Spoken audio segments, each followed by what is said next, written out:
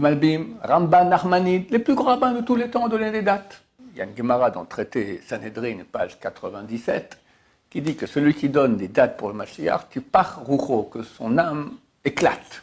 Et celui qui n'attend pas Mashiach, il est kofar, c'est un apostat, c'est un non-croyant dans la Torah. Attendre. Quelqu'un qui attend Mashiach, comme il se doit, ben, il cherche les signes. Et quand il voit ce qui se passe aujourd'hui, ben, il comprend qu'on y est.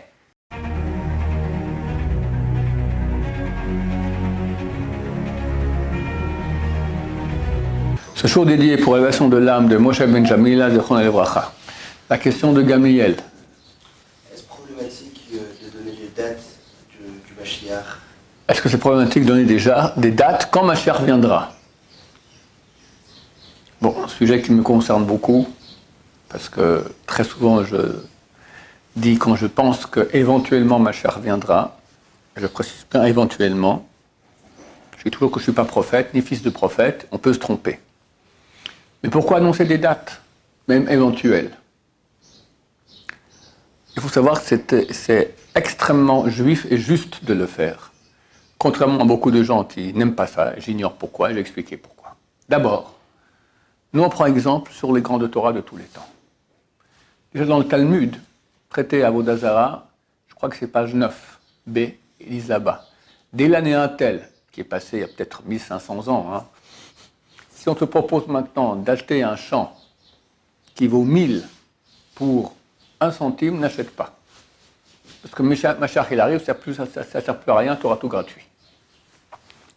Le Talmud. Maintenant, il y avait un grand rabbin qui est parti des Géonim. Géonim, c'est la période qui va environ jusqu'en l'an 1000 de l'ère chrétienne. Il s'appelle Rav Saadia Gaon. Énorme. Et lui a donné une date quand le Mashiach viendra. Et il s'est planté. Rambam, Maïmonide, qui a été un homme extrêmement pragmatique et rationnel. Lui, les démons, ça n'existe pas. C'est le fruit de l'imagination. Il est très rationnel. Il dit quand Mashiach viendra, il n'y aura pas de miracles fantastiques, le monde continue normal. Très terre à terre. Et lui, il dit, il est impossible qu'un être humain dise quand Mashiach viendra. Alors il dit, pourquoi Rav Saadia Gaon, il a donné une date? Il a dit, c'était pour encourager le peuple. Parce que le peuple souffre en galoute, en exil, c'est difficile. Il a dit, voilà, écoutez, c'est bientôt, il y a une date, tenez bon. Ok, où il a écrit ça? Maïmonide, la source, c'est pas dans ses écrits.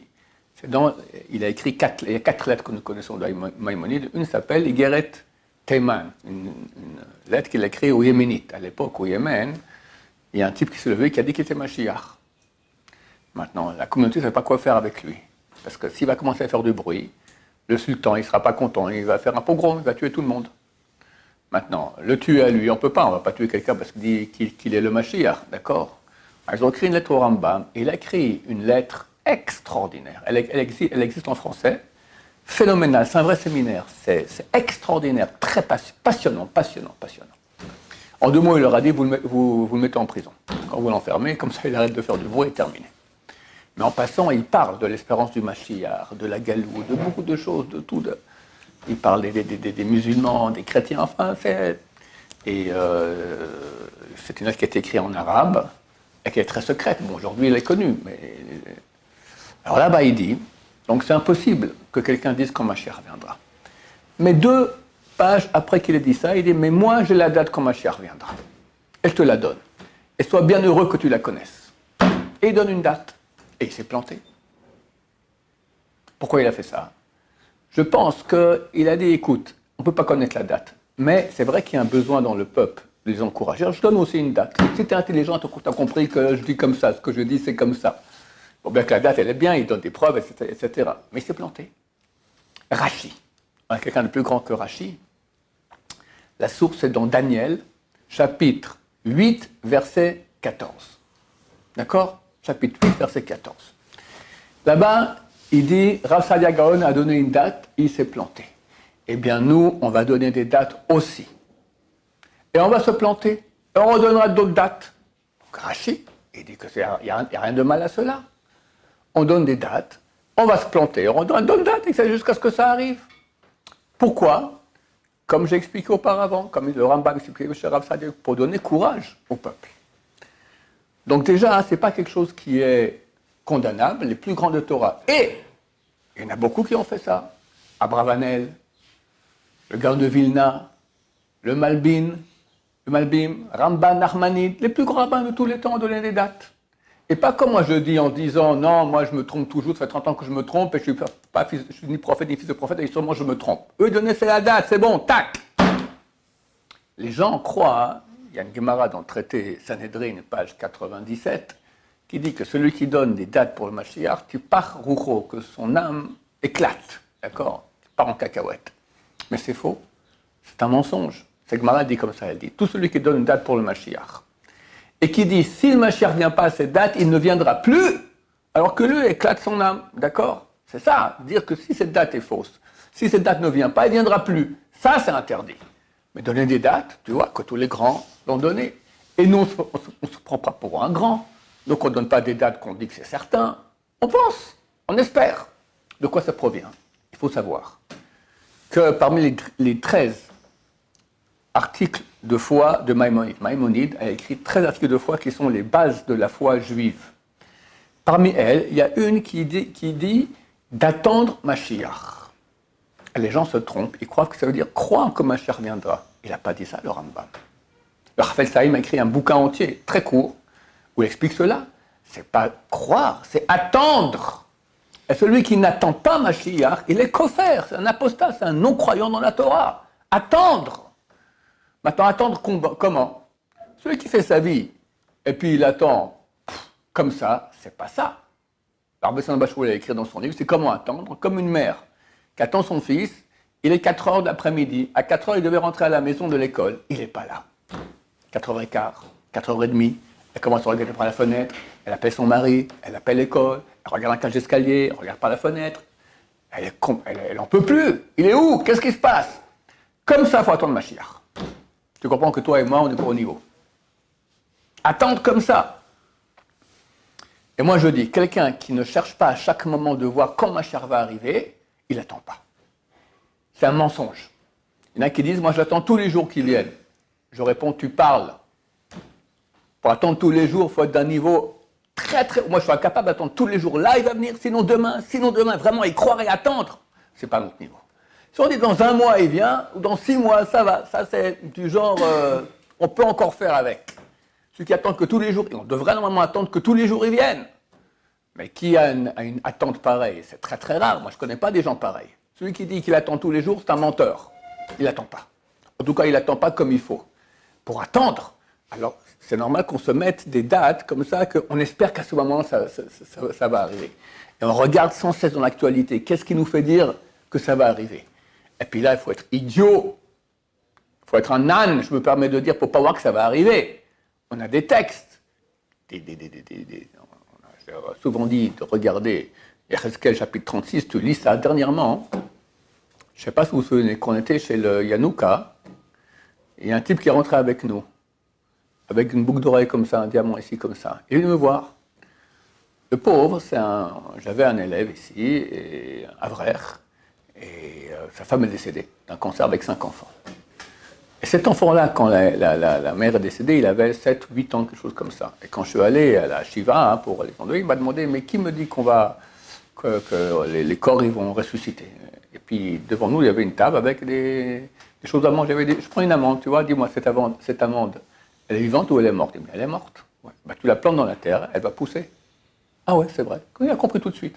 Créatamétive, résurrection des morts, on peut être mort et repousser, il n'y a pas de problème à cela. Le pauvre, pour des raisons indépendantes de sa volonté, il a reçu des trucs très durs, dont le décès de sa mère quand il était jeune, il a quitté la Torah.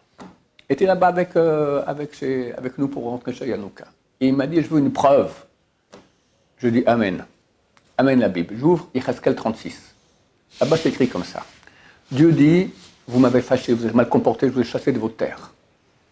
Mais vous avez profané mon nom parmi les nations. Parce que les peuples disent, c'est quoi ce peuple de Dieu qui a été chassé de sa terre et qui maintenant vit en exil, dans la pauvreté, spolié, poursuivi sans cesse? C'est le peuple de Dieu, ça. On profane le nom de Dieu si c'est comme ça. Eh bien, pour mon nom, je vous ramène sur la terre d'Israël. Et où que vous soyez, je vous ramènerai l'un après l'autre, comme ça. Et cette terre, qui sera devenue une terre aride, elle va donner ses fruits de façon abondante. Et la Gemara, dans Tété Sanhedrin, page 98, dit « Tu n'as pas de signe plus clair de la fin que ce verset de Yecheskel 36 qui dit « Ô toi, terre d'Israël, donne tes fruits pour mon peuple qui sont prêts de revenir. » Et je vais reconstruire les villes qui étaient détruites. Ah, tu vois que c'est exactement ce que nous vivons. Après près de 2000 ans d'exil, on revient en terre d'Israël. Cette terre qui était aride devient un jardin potager. Et les villes sont reconstruites. Mais c'est miraculeux. Et la suite. Et tu sais, quand on a lu ça, celui qui n'a pas trop dormi trop tard hier, il a lu la Torah. Après la Torah, on a lu la Haftara. C'est cette Haftara qu'on a lu. L'Haftara de Parashat Para. Hier, il y avait une message de la Torah. Écoutez après la Parashat Para. On lit 21 versets qui parlent de la purification des Juifs à l'époque avec la vache rousse. Vu que bientôt c'est Pessah, on nous rappelle que Bezrat Hashem, si ma chère vient, pour se purifier avec la vache rousse et amener le sacrifice pascal. Alors il faut amener maintenant toujours l'Haftara, la voir avec le sujet qu'on a étudié qu'on a lu dans la Torah. Alors là on parlait maintenant de se purifier, on a Yecheskel 36, exactement ce chapitre dont je parle, qui dit après tout cela, Dieu va nous asperger d'eau purificatrice. Comme on aspergeait avec la vache rousse, c'était les cendres mélangées avec de l'eau, d'accord, une goutte tombait sur nous, on était purifié. Là, Dieu va nous asperger d'eau purificatrice qui va changer notre cœur de pierre en cœur de chair afin que nous allions dans ses lois. Et tu vois que depuis la guerre de Kippour en 73, ça fait presque 60 ans, combien ça fait 50 ans exactement, 51 ans, tu as un mouvement de tchouva qui va toujours plus fort, depuis 7 octobre, encore plus fort, qui n'a jamais eu de l'histoire. On ne connaît pas, à une époque de l'histoire juive, que le peuple d'Israël a fait tchouva. Il y a une seule fois, c'était à Pourim. Haman a dit, je vous égouille tous, ils ont fait tchouva. Esther a dit, ok, allez, 3 jours de jeûne, tout le monde a fait tchouva, mais de peur d'être tué. Mais là, par amour de Dieu, avant la Shoah, on ne connaît pas un Baal tchouva, pas un.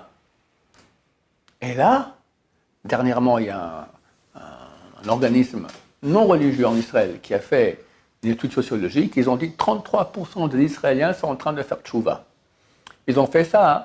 Ils ont pris à peu près 500 personnes, ils ont fait une étude sur un échantillonnage. Mais la vérité, il y en a beaucoup plus. Beaucoup plus. Beaucoup plus. C'est écrit dans le verset. Je vous aspergerai avec des eaux purificatrices et vous avez, en façon que vous allez commencer à aller dans mes voies. On est en train de vivre cela. Le type, là, non religieux, chez Lianouka, il a vu ça. Et pas de réponse. Il n'a pas fait de choix pour finir. Il n'a pas fait de choix. Pas encore. Au début, il était choqué, tout ça. Puis après, il m'a dit, OK, qu'est-ce que je dois faire? Il m'a parlé je lui ai dit, qu'est-ce que je dois faire? Ma chère vient pour passer. Je lui ai dit, fais Shabbat. Il dit, c'est dur, mais je vais essayer. Puis après, j'ai rappelé, après le Shabbat, tu vois, il m'a raccroché au nez plusieurs fois et terminé. Bon, j'ai arrêté, je ne voulais pas trop insister. Mais c'est un argument, il n'y a pas de réponse à ça. C'est un argument super solide. Qu'est-ce qu'on est en train de vivre? Donc pourquoi je dis cela? Quelqu'un qui attend Mashiach, comme il se doit, ben, il cherche les signes. Et quand il voit ce qui se passe aujourd'hui, ben, il comprend qu'on y est. Parce que la suite, après, dans le verset après, c'est Gog ou Magog. C'est la fin. Donc on y est. En plus, les rabbanim y parlent. Donc c'est important de dire au peuple, attention, Mashiach il arrive, pour qu'ils attendent. Et qu'ils fassent tchouva. Là, j'arrive au deuxième point, super important. Le rabbin de la communauté, il a une responsabilité par rapport à la communauté. Il connaît la Torah et de savoir quoi dire au peuple pour le guider, pour qu'ils aillent dans la bonne direction. Imagine que Ron Shaya ou d'autres ne parlent pas de Mashiach. Personne, on n'en parle pas. Tout le monde sait que ça doit arriver un beau jour, mais bon, ça arrivera quand ça arrivera. Personne n'en parle. Et tout à coup, coucou, c'est moi, Mashiach il est là. Qui va se faire accuser? Les rabbins? Je ne comprends pas. Il y avait des signes qui annonçaient que le Mashiach allait arriver. Quand le Mashiach vient, on doit faire tchouva. Parce que quand Mashiach vient après, c'est trop tard. C'est maintenant, avant que Mashiach vienne, qu'on doit mettre toute la puissance à fond. Comme il m'a demandé maintenant, Abraham, je dis, normalement je t'aurais dit, vas-y plus lentement, mais vu que Mashiach il arrive, vas-y à fond. Pourquoi? Parce qu'après, c'est terminé. Une fois que Mashiach se dévoile, c'est terminé. On arrête tous les compteurs. On va monter. Quand Mashiach viendra, on va tous se rapprocher de Dieu à des degrés extraordinaires. Mais on n'aura aucun mérite. Ton mérite, c'est maintenant. Alors, tous les gens vont nous accuser. Mashiach, il arrivait. Vous étiez au courant. Vous avez les signes. C'est vrai qu'on ne peut pas être au courant à 100 000%, mais c'était assez évident que ça allait arriver. Vous ne nous dites pas de faire tchouva, vous êtes criminels, à cause de vous. C'est ça des rabbins. Ils nous laissent comme ça dans n'importe quoi. Les rabbins ont la responsabilité de dire au peuple, faites tchouva, Mashiach va arriver. Et s'ils ne font pas ça, ils sont criminels. Tu comprends? Voilà, que dire en plus de cela? Oui. Je vois que Yaakov, il voulait nous dire la date du Mashiach à ses enfants. Ouais. Et bon, l'homme a empêché. Yaakov Avinu, il vivait il y a, je vais dire combien de temps, quand c'était ça, quand il est mort, 137, 210, ça fait plus de 3500 ans.